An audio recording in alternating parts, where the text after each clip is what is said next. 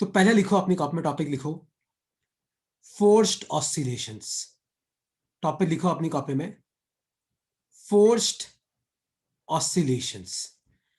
तो अब forced oscillations होते क्या है, मतलब क्या मतलब है इस लाइन का कि फोर्स्ड ऑसिलेशन।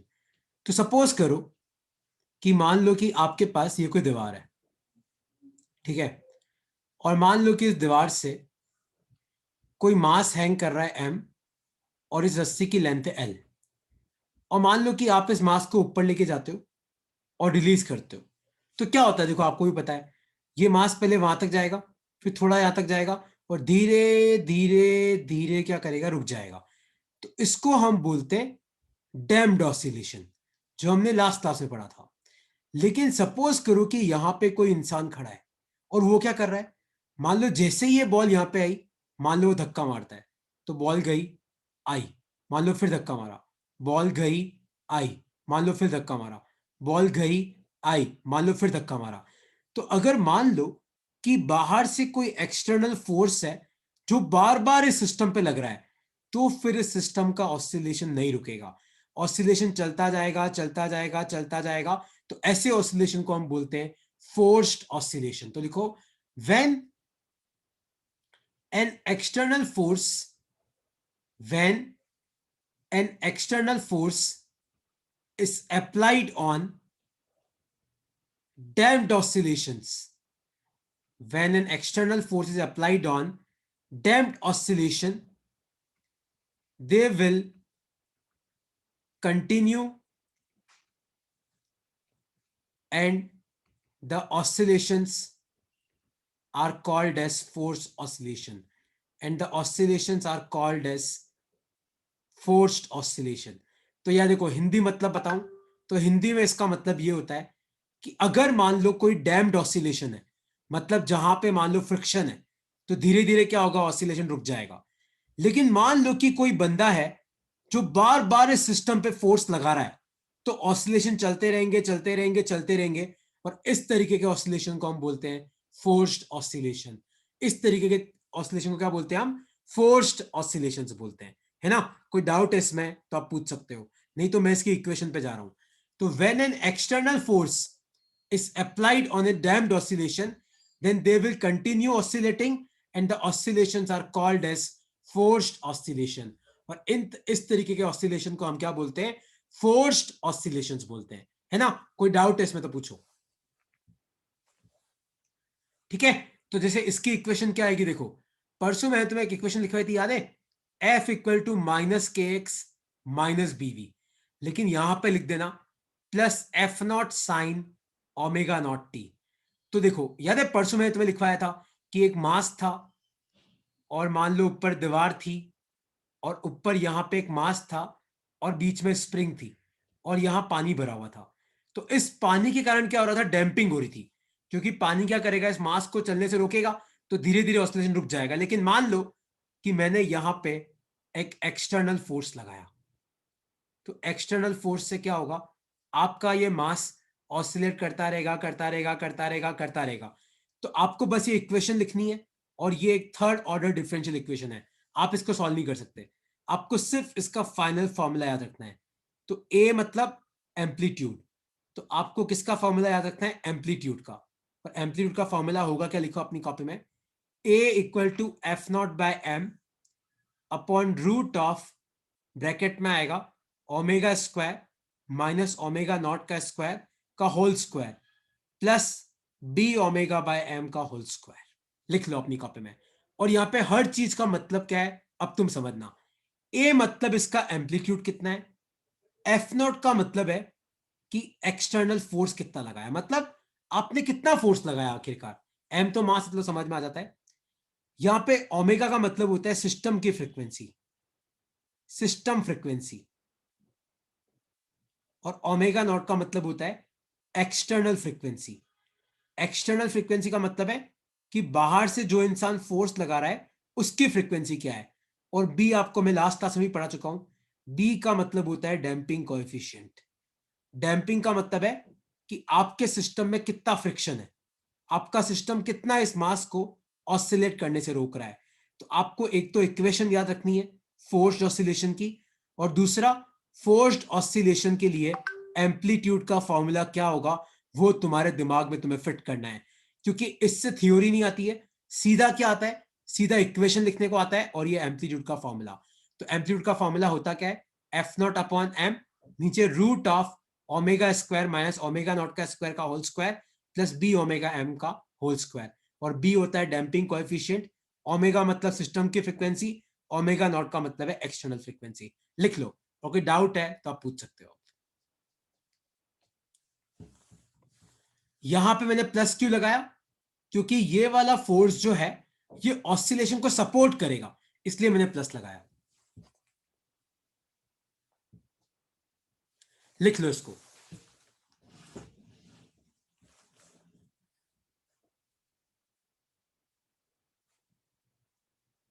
सर हाँ पूछो देवांश। सर यहाँ पे जो एक्सटर्नल फोर्स लगाएंगे उसकी डायरेक्शन तो नेगेटिव होगी ना नहीं यहां पे इस केस में? नेगेटिव मतलब जैसे देख, अब डिपेंड करता है, जैसे मान ले कि ये मास जैसे नीचे गया तो नीचे जाते जाते इसकी एनर्जी कम हो जाएगी, तो तू यहां खड़ा रह के भी एक्सटर्नल फोर्स लगा सकता है, मान ले तो ऊपर की तरफ धक्का मार, और अगर ये मास जैसे ऑसिलेट करते हुए ऊपर पहुंचेगा तो आप यहां खड़ा रह के भी फोर्स लगा सकते हो नीचे की तरफ। तो अपने को फोर्स कहां लगाना है वो मैटर नहीं करता, मैटर क्या करता है आप कितना फोर्स लगा रहे हो, क्योंकि ये जो भी फोर्स होगा ये तेरे ऑसिलेशन को सपोर्ट करेगा।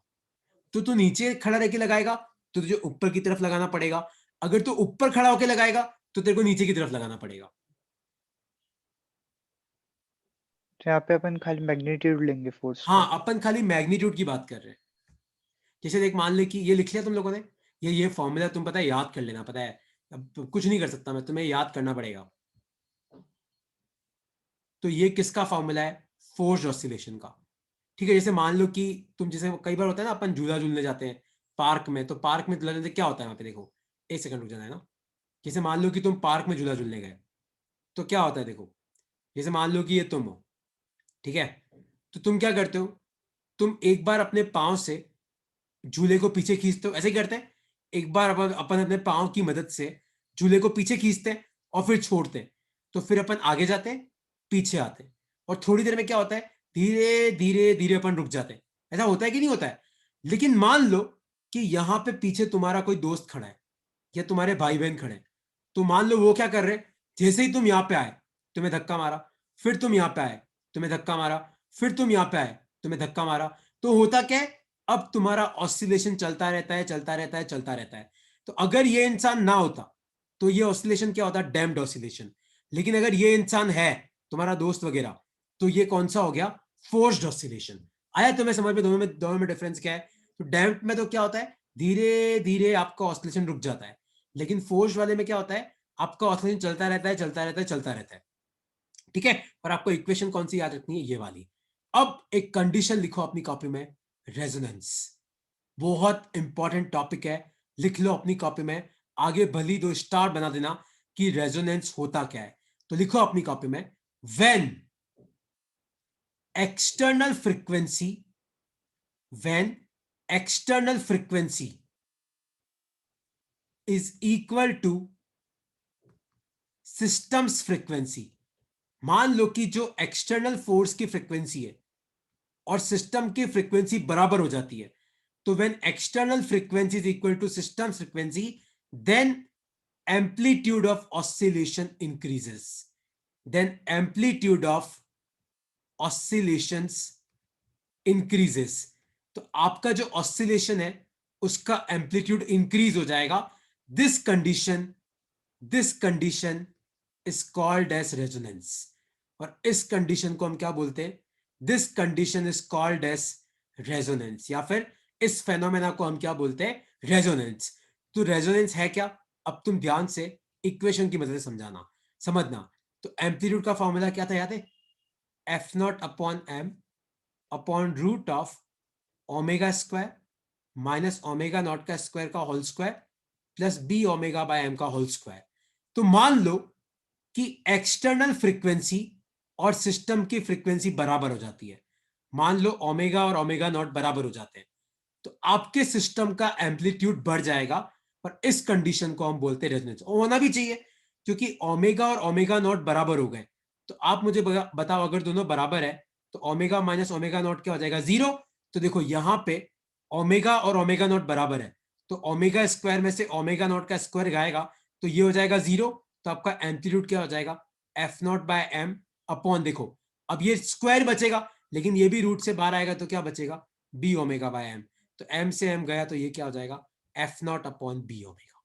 तो ध्यान से देखो, अगर आपका ओमेगा और ओमेगा नॉट बराबर है तो आपका एम्पलीट्यूड इंक्रीज हो जाता है। क्यों, क्योंकि जब डिनोमिनेटर घटेगा तो आपकी ये चीज बढ़ जाएगी, तो एम्पलीट्यूड कितना हो जाएगा, F naught upon B omega.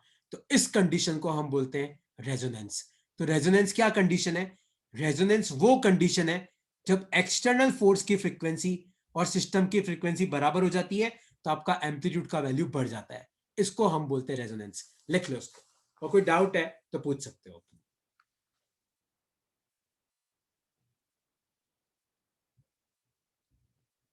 कोई भी डाउट है तो पूछ सकते हो।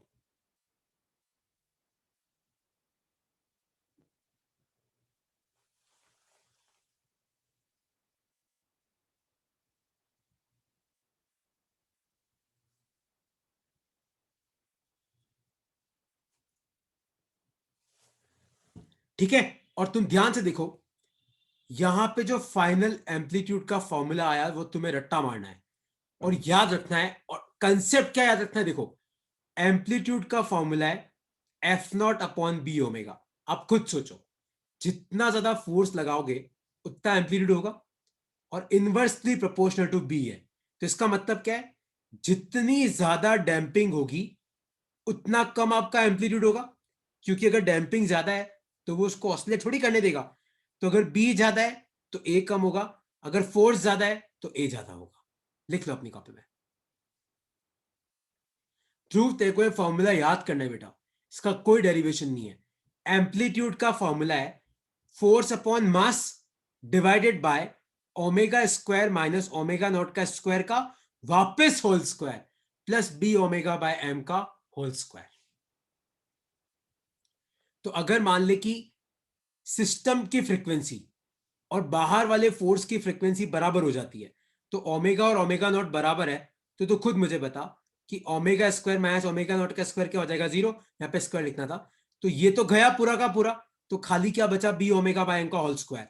और ये रूट से बाहर आएगा तो क्या बचेगा, B omega by M. M से एम गया तो फॉर्मूला कितना आया, F naught upon B omega. तो याद रखना, रेजोनेंस वो कंडीशन है जब सिस्टम की फ्रीक्वेंसी और नेचुरल और एक्सटर्नल फ्रीक्वेंसी बराबर हो जाती है, आपका एम्पलीट्यूड तो बढ़ जाता है। और ध्यान से सुनना, amplitude inversely proportional to B है। तो अगर डैम्पिंग ज्यादा होगी तो एम्पलीट्यूड कम होगा, डैम्पिंग कम होगी तो एम्पलीट्यूड ज्यादा होगा। लिख लो अपनी कॉपी में। थोड़ा थियोरेटिकल टॉपिक है ये, है ना। अब इसका ग्राफ कैसा बनेगा ध्यान से देखना। तो मान लो इसका ग्राफ कैसा बनेगा ध्यान से देखना। तो सपोज करो कि इधर आपका एम्पलीट्यूड है और इधर आपकी फ्रीक्वेंसी है, और मान लो कि इस पॉइंट पे सिस्टम की फ्रीक्वेंसी और एक्सटर्नल फ्रीक्वेंसी बराबर हो गई। तो याद रखना, इस फ्रीक्वेंसी पे आपका जो एम्पलीट्यूड है वो मैक्सिमम हो जाएगा। तो एम्पलीट्यूड मैक्सिमम कब होता है, याद रखना, जब सिस्टम की फ्रीक्वेंसी और एक्सटर्नल फोर्स की फ्रीक्वेंसी बराबर हो जाती है तो आपका एम्पलीट्यूड क्या हो जाता है, मैक्सिमम हो जाता है। लिख लो अपनी कॉपी में इसको। ये ग्राफ है किसका, रेजोनेंस का। और मान लो कि मैं तुम्हें बोलूं कि यहां पे एक और ग्राफ है ऐसा, और मैं पूछूं कि बताओ ये फर्स्ट ग्राफ है, ये सेकंड ग्राफ है, तो बताओ किसमें डैम्पिंग ज्यादा है। याद है एम्पलीट्यूड का फॉर्मूला कितना आया था, F naught upon B omega. तो जिसमें डैम्पिंग ज्यादा होगी उसमें एम्पलीट्यूड कम होगा। तो ध्यान से देखो, तो जो आपका दूसरा वाला ग्राफ है उसका एम्पलीट्यूड देखो इतना सा है, तो और जो पहला वाला ग्राफ है ध्यान से देखो उसका एम्पलीट्यूड इतना ज्यादा है। तो ऊपर वाले ग्राफ में स्मॉल डैम्पिंग, क्योंकि डैम्पिंग कम है तो आपका एम्पलीट्यूड ज्यादा है। और जो ग्राफ नीचे की तरफ होता है ना, ये ग्राफ नीचे की तरफ, तो इसमें आपका लार्ज डैम्पिंग, तो इसमें आपका डैम्पिंग ज्यादा है, तो इसलिए आपका एम्पलीट्यूड क्या है, कम है। तो कोई तुम्हें मान लो एग्जाम में पूछे कि बताओ डैम्पिंग किस में कम होती है, तो जिसका मैक्सिमा ऊपर होता है उसमें डैम्पिंग कम होती है, जिसका मैक्सिमा नीचे होता है उसमें डैम्पिंग ज्यादा होती है। तो स्मॉल डैम्पिंग, लार्ज डैम्पिंग, लिख लो अपनी कॉपी में इसको।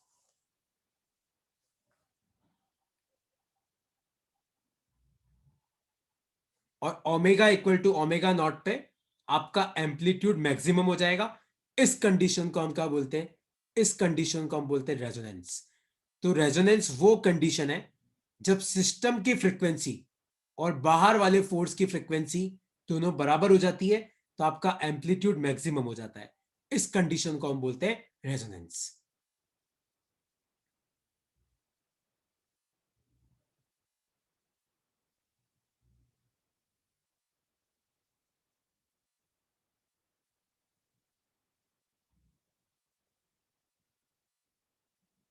ठीक है, जैसे मान लो कि तुम्हारे एग्जाम में क्वेश्चन आ जाए ऐसा, सपोज करो कि तुम्हें 3 ग्राफ दे दे, एम्पलीट्यूड और फ्रीक्वेंसी। एक ग्राफ आपको ये दे दे, एक ग्राफ आपको ऐसा दे दे, एक ग्राफ आपको ऐसा दे दे, सॉरी, मान लो एक ग्राफ आपको ऐसा दे दे। मान लो इसमें डैम्पिंग कोएफिशिएंट B1, इसमें B2 और नीचे नीचे वाले में B3। और फिर तुम्हें पूछे कि बताओ इन तीनों में से सबसे ज्यादा डैम्पिंग किस में? तो आपको सामने दिख रहा है सबसे कम एम्पलीट्यूड तीसरे वाले ग्राफ का है, मतलब B3 सबसे ज्यादा होगा, फिर B2 होगा और फिर B1 होगा। क्योंकि जितनी कम डैम्पिंग होगी आपका एम्पलीट्यूड उतना ज्यादा होगा। याद रखना, इस तरीके के क्वेश्चन एग्जाम में आते हैं। ठीक है, और कुछ पूछना है इसमें आप पूछ सकते हो, वरना मैं नेक्स्ट टॉपिक पे जा रहा हूं।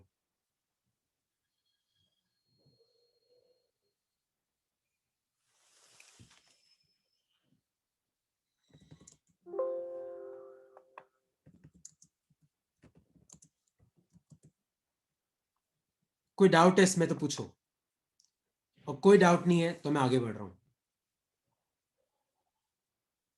ओके, कोई डाउट नहीं है तो अब नेक्स्ट टॉपिक लिखो तुम अपनी कॉपी में, हाउ टू फाइंड। टॉपिक लिखो अपनी कॉपी में, how to find, how to find time taken in SHM। तो सिंपल हार्मोनिक मोशन में टाइम कैसे निकालते? इसका मतलब क्या है अब तुम समझना। देखो इसका मतलब तुम समझना, आप देखो, सपोज करो कि ये हमारे पास मीन पोजीशन है, ये हमारे पास एक्सट्रीम पोजीशन है, और ये पीछे वाली एक्सट्रीम पोजीशन है। अगर तुम भूल गए तो मीन को लिखता हूं मैं x=0, एक्सट्रीम को लिखता हूं मैं x++ है, और पीछे वाली एक्सट्रीम को लिखता हूं मैं x=- है। और मैं तुम्हें एक चीज समझाई थी कि t होता है टाइम पीरियड। टाइम पीरियड का मतलब है कि एक पूरे ऑसिलेशन में कितना टाइम लगेगा। पूरा ऑसिलेशन का मतलब क्या है? मीन से एक्सट्रीम, फिर एक्सट्रीम से मीन, फिर मीन से पीछे वाला एक्सट्रीम, फिर वापस मीन। तो ये एक पूरा ऑसिलेशन होता है। एक पूरा ऑसिलेशन मतलब आप मीन पोजीशन से एक्सट्रीम पोजीशन गए, फिर एक्सट्रीम से वापस मीन पे आए, फिर मीन से पीछे वाले एक्सट्रीम पे गए, फिर पीछे वाले एक्सट्रीम से वापस मीन पे आए। तो अगर मान लो इस पूरे ऑसिलेशन में टाइम लग रहा है टी, तो याद रखना मीन से एक्सट्रीम कितना लगेगा? T/4। एक्सट्रीम से मीन कितना लगेगा? T/4। फिर वापस मीन से पीछे वाले एक्सट्रीम कितना लगेगा? T/4। और वापस यहां से यहां कितना लगेगा? T/4। तो मान लो कि तुम्हारे एग्जाम में कोई क्वेश्चन पूछ ले कि बताओ x=+a से x=-a तक आने में कितना टाइम लगेगा। मान लो कोई तुम्हें एग्जाम में ये क्वेश्चन पूछे कि x=+a, मतलब यहां से x=-a आने में कितना टाइम लगेगा। तो तुम खुद सोचो, यहां से यहां आने में कितना लगेगा? T/4। और यहां से यहां आने में कितना लगेगा? T/4। तो आपका आंसर क्या आएगा? T/4 प्लस T/4, तो कितना आ जाएगा? T/2। तो एक तो ऐसे क्वेश्चन होते हैं जिनको करना बहुत आसान है, क्योंकि अपने को पता है कि मीन से एक्सट्रीम T/4, एक्सट्रीम से मीन T/4, वापस मीन से एक्सट्रीम T/4, एक्सट्रीम से मीन T/4। तो ऐसे क्वेश्चन तो क्या है कि अपन 2 मिनट में चुटकियों से भी कर सकते हैं, दिमाग लगा भी कर सकते हैं। लेकिन इसमें एक तरीके के क्वेश्चन और आते हैं, लेकिन वहां बढ़ने से पहले क्या इस क्वेश्चन में किसी को डाउट है तो पूछो। इस कंसेप्ट पे कोई डाउट है कि टोटल टाइम लगा टी। इस टाइम का मतलब क्या है कि मीन से एक्सट्रीम, एक्सट्रीम से मीन, फिर मीन से पीछे वाला एक्सट्रीम, वापस मीन, तो इसमें टाइम लगता है टी, तो इसको 4 पार्ट में तोड़ दो, t/4, t/4, t/4, t/4।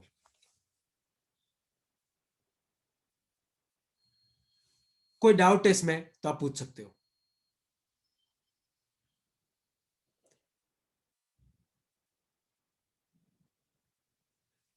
ठीक है, मान लो मैं तुम्हें एक क्वेश्चन ये देता हूं, तुम मुझे करके बताओ।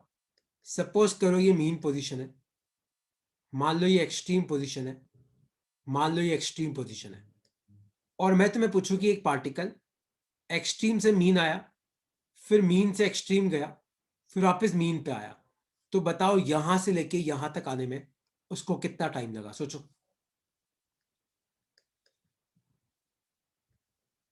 मेरा क्वेश्चन क्या है कि एक पार्टिकल एक्सट्रीम पे था, वो एक्सट्रीम से मीन आया, मीन से होते हुए फिर पीछे वाले एक्सट्रीम पे गया और घूम के फिर मीन पे आया, तो बताओ उसको यहां से लेके यहां तक आने में कितना टाइम लगा, और आपको टाइम पीरियड दे रखा है टी, कितना लगेगा सोचो।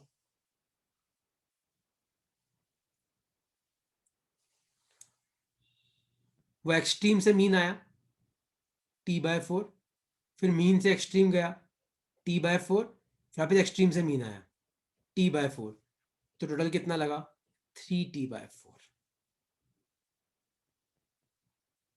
ठीक है, इस तरीके से करते हैं।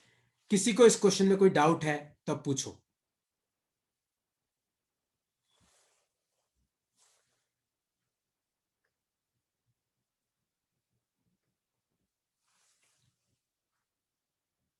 ठीक है, देखो अब ऐसे क्वेश्चन तो तुम कर लोगे, लेकिन मान लो कि एग्जाम में ऐसा क्वेश्चन आता है कि ये मीन पोजीशन है, ये एक्सट्रीम पोजीशन है। मान लो कि मैं तुम्हें एग्जाम में ये क्वेश्चन पूछूं, हाँ स्वरा देख स्वरा, मीन से एक्सट्रीम और एक्सट्रीम से मीन, तो तेरे को हमेशा t/4 ही लेना है। ठीक है, लेकिन मान लो कि एग्जाम में ऐसा क्वेश्चन आता है कि बताओ मीन तो होता है x=0, एक्सट्रीम होता है x=a। मान लो मैं तुम्हें पूछूं कि बताओ 0 से a/2 तक आने में कितना टाइम लगा, तो फिर तुम इसको ऐसे नहीं कर सकते कि सर मीन से एक्सट्रीम तो आपने बोला t/4, तो 0 से a/2 सर t/4 का आधा कर दो, नहीं, इसका आंसर t/8 नहीं होगा। तो ये टॉपिक मैं तुम्हें पढ़ा ही इसलिए रहा हूं ताकि मैं तुम्हें ये क्वेश्चन करा सकूं कि मान लो मैं तुम्हें पूछूं कि बताओ 0 से a/2 आने में कितना टाइम लगा, क्योंकि 0 से a तो अब तुम्हें पता है t/4 लगेगा, लेकिन 0 से a/2 कितना लगेगा अब तुम समझना। तो अपनी कॉपी में इस क्वेश्चन को लिखो, find time taken by particle, find time taken by particle in simple harmonic motion to move from x=0 to x=a/2। तो क्वेश्चन क्या है, आपको यह बताना है कि सिंपल हार्मोनिक मोशन में अगर किसी पार्टिकल को x=0 से x=a/2 तक आना है तो कितना टाइम लगेगा।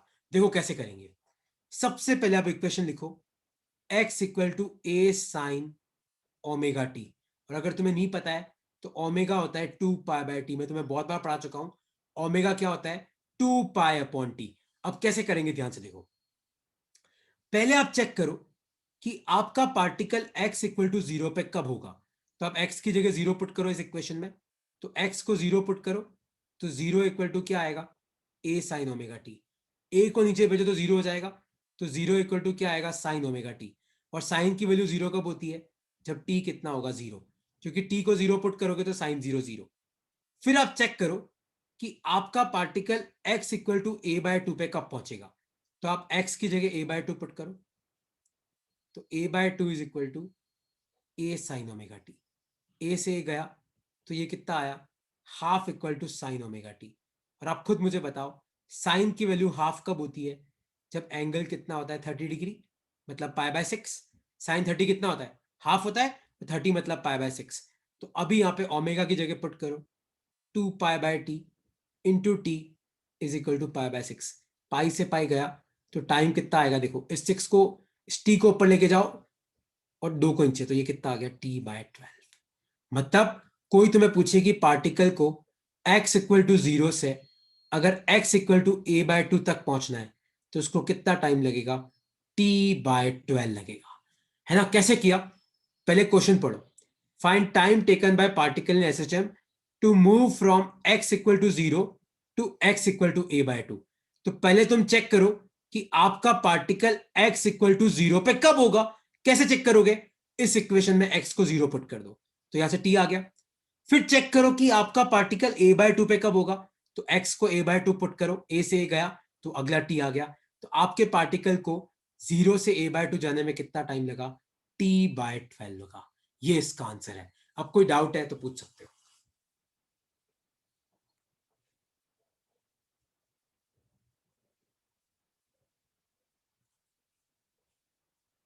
सर हाँ पूछो। सर a/2 से एक्सट्रीम पोजीशन पे जाने पे कितना लगेगा? अब तू लगा दिमाग, निकाल सकता है, क्योंकि मुझे पता है तुझे इसका आंसर पता है। कैसे, क्या लगे, तू लगा दिमाग, क्योंकि अपने को ये तो पता है कि 0 से a कितना लगेगा। देख, x इक्वल टू 0 से x इक्वल टू a तो तुम्हें पता है कि t/4 लगेगा, और 0 से a/2 मैंने तुम्हें अभी सिखा दिया कि t/12 लगेगा। तो आप खुद मुझे बताओ यहां से यहां कितना लगेगा। इसमें से इसको घटा दो, आ जाएगा आंसर। आई थिंक t/6 आएगा ये।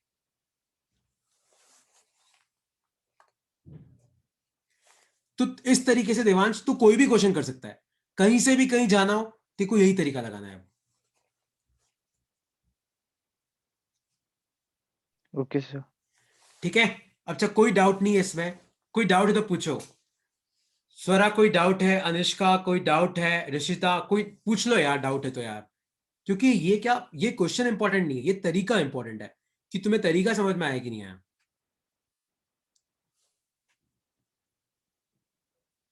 देखो, जैसे मैं तुम्हें एक आध क्वेश्चन और कराता हूं। जैसे मान लो कि मैं तुम्हें पूछूं कि अभी मैंने तुम्हें क्या सिखाया, मैं तुम्हें यह सिखाया कि अगर कोई पार्टिकल x इक्वल टू 0 पे है तो आप मुझे बताओ कि उसको a/2 तक जाने में कितना टाइम लगेगा। तो मैंने तुम्हें क्या सिखाया, t/12 लगेगा। लेकिन अपने को यह बात तो पता ही है कि 0 से a जाने में कितना टाइम लगता है, तो t/4 लगता है। तो बताओ यहां कितना लगेगा, तो वो कैसे निकालोगे, t/4 माइनस t/12। तो यहाँ पे 12 आ जाएगा, और 3t, 4t माइनस आ जाएगा 3t/12। तो ये एक सेकंड, t/4 माइनस t/12, तो यहाँ पे एलसीएम लो तो नीचे आ जाएगा, तो ये आ जाएगा 3t माइनस t, तो ये आ जाएगा 2t/12। तो ये कितना आ जाएगा, ये आ जाएगा तुम्हारा t/6।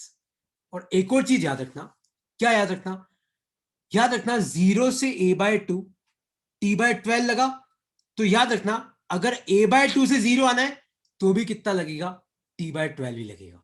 इसको भी याद रखना, है ना। अगर जैसे तुम मुझे पूछ रहे हो कि सर a/2 से a कितना लगा, t/6, तो पार्टिकल तो घूम के वापस आएगा, तो वापस उसको a से a/2 आने में कितना लगेगा, उतना ही लगेगा, t/6। ये चीज भी याद रखना। सर हाँ पूछो।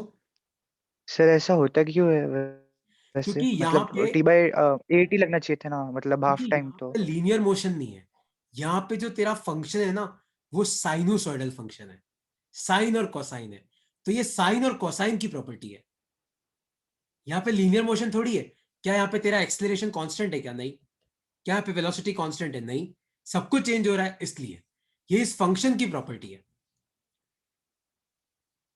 तो तुम लोग मुझे इस ओके क्वेश्चन सर। का आंसर करके बताओ कि मान लो ये मीन पोजीशन है, ये एक्सट्रीम पोजीशन है, और ये एक्सट्रीम पोजीशन है। और मान लो कि कोई पार्टिकल अभी यहां पे है, कहां पे, इस जगह a/2 पे।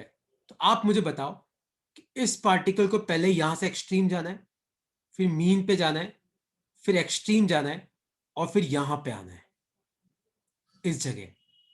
तो आप मुझे बताओ कि पॉइंट नंबर 1 से पॉइंट नंबर 2 तक जाने में, मतलब ये पूरा रास्ता कवर करने में इसको कितना टाइम लगेगा। सोचो, अभी सिखाया मैंने तुम्हें। यहां से ये जो रेड कलर का रास्ता है ना, आपको बताना है कि यहां से लेके यहां तक आने में इसको कितना टाइम लगेगा, 1 से लेके 2 तक आने में।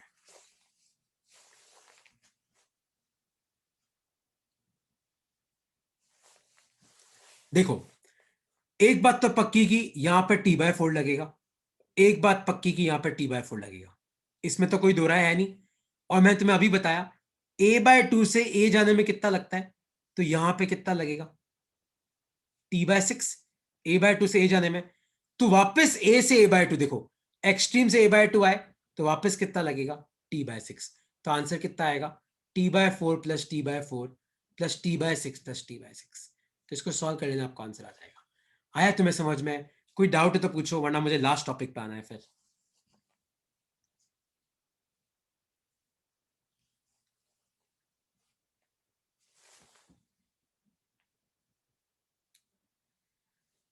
ठीक है, तो एक क्वेश्चन मैं तुम्हें होमवर्क के लिए दे रहा हूं, वो तुम ट्राई करना। क्वेश्चन नहीं है,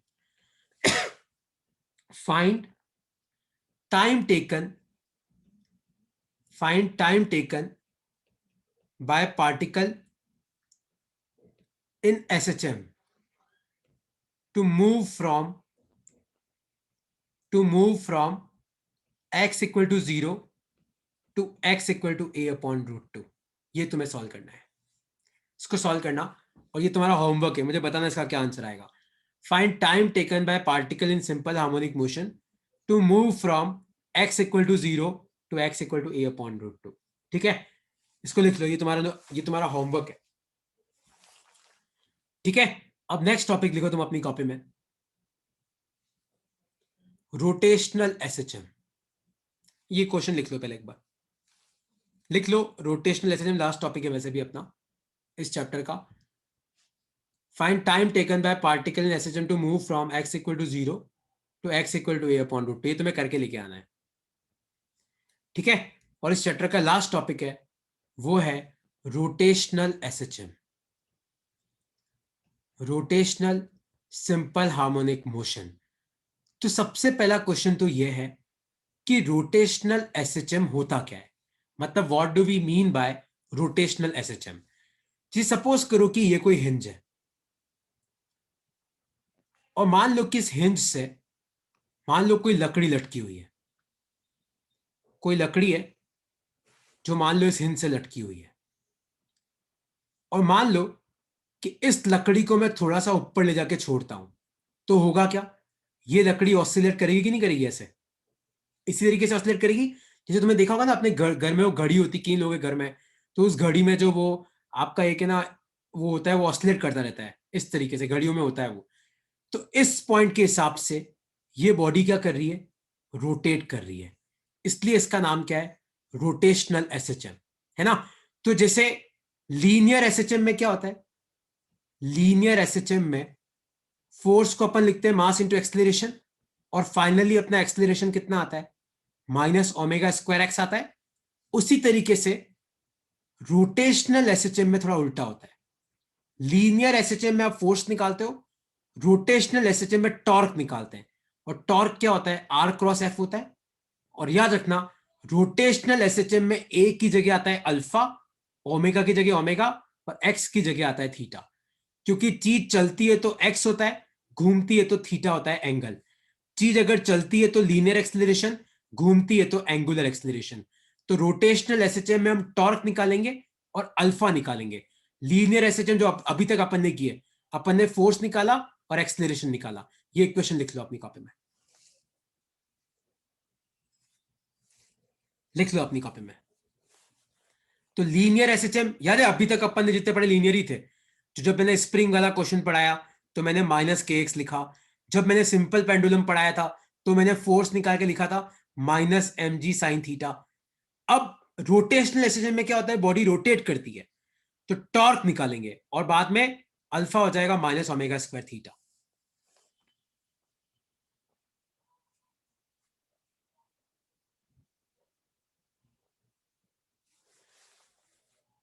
ठीक है, तो बस एक लास्ट लिख लो अपनी कॉपी में, एक लास्ट डेरिवेशन लिख लो अपनी कॉपी में। Time period of simple pendulum, time period of simple pendulum using rotational SHM. Time period of simple pendulum using rotational SHM. देखो कैसे निकालेंगे। सपोज करो कि ये कोई दीवार है और मान लो यहां पे कोई मास है, और मान लो ये लेंथ है L। मान लो मैं इस मास को यहां से उठा के यहां ले गया, और मान लो ये एंगल थीटा है, तो अगर मैं इस मास को रिलीज करूंगा तो ये ऑसिलेट करेगा। अगर मान लो कि तुम यहां आके बैठ जाओ इस हिंज पे, तो तुम्हारे लिए तो ये मास क्या कर रहा है, रोटेट कर रहा है, क्योंकि मास ऐसे गोल गोल घूम रहा है। गोल मतलब पूरा चक्कर नहीं काट रहा है, पहले यहां गया, फिर यहां आया, फिर यहां गया, फिर यहां आया। तो देखो अपन इस पॉइंट के हिसाब से टॉर्क निकालते हैं। तो टॉर्क का फॉर्मूला क्या होता है, आर एफ साइन थीटा होता है। तो देखो टॉर्क कैसे निकालेंगे, देखो हमने इस मास को यहां भेजा, पर ये वापस नीचे आएगा, मतलब टॉर्क उल्टा लगेगा। तो यहां पे एक लगाओ माइनस। आर का मतलब क्या होता है, अगर तुम भूल गए हो, आर का मतलब होता है कि जिस पॉइंट के हिसाब से आप टॉर्क निकाल रहे हो और जहां पे फोर्स लग रहा है, इन दोनों पॉइंट के बीच में कितनी दूरी है। तो आर की जगह आ जाएगा एल। एफ का मतलब इस मास पे नीचे की तरफ क्या लग रहा है, एम जी। तो फोर्स की जगह आ जाएगा एम जी। और अगर तुम भूल गए हो थीटा कैसे निकालते हैं, तो इस एल को एक्सटेंड करो, और फोर्स और इसके बीच में जो एंगल होता है वो होता है थीटा। तो ये थीटा है, तो ये भी क्या होगा, थीटा। तो यहां पे आ जाएगा साइन थीटा। तो ये आ गया तुम्हारा टॉर्क। और अगर तुम भूल गए हो, तो फोर्स होता है मास इंटू एक्सलेरेशन, और टॉर्क होता है moment of inertia into angular acceleration. तो टॉर्क की जगह पुट करो I alpha equal to minus M G L. अगर एंगल छोटा है तो साइन थीटा को अपन क्या लिख सकते हैं, थीटा। क्योंकि यहां पे आपका एंगल छोटा है, तो साइन थीटा को लिखो थीटा। और अगर तुम्हें यह भी याद नहीं कि मोमेंट ऑफ इनर्शिया क्या होगा, तो मोमेंट ऑफ इनर्शिया क्या होता है, मास इंटू कितनी दूरी पे पड़ा है उसका स्क्वायर। तो यहां से आपका मास कितनी दूरी पे पड़ा है, एल। तो आई की जगह आ जाएगा M L square alpha equal to minus M G L theta. तो एम से एम गया, एल से एल गया, तो आपका अल्फा कितना आया, minus G upon L theta. तो यहाँ पे अल्फा के फॉर्मूले में माइनस है, अल्फा के फॉर्मूले में थीटा है, मतलब ये क्या है, सिंपल हार्मोनिक मोशन। तो कंपेयर करो, यहां से भी आपका ओमेगा उतना ही आएगा, रूट जी बाय एल। लिख लो अपनी कॉपी में। और अगर तुम्हें ये मैंने क्या किया है तुम्हें समझ में नहीं आया, तो ध्यान से सुनो। टॉर्क का ये फॉर्मूला अपन ने पढ़ा है, आर एफ साइन थीटा। और टॉर्क होता है आई अल्फा, ये भी अपन ने पढ़ा है।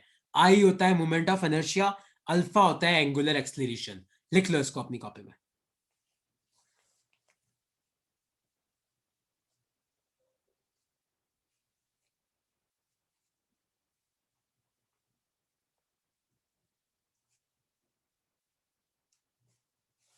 ठीक है, और कोई डाउट है तो पूछो।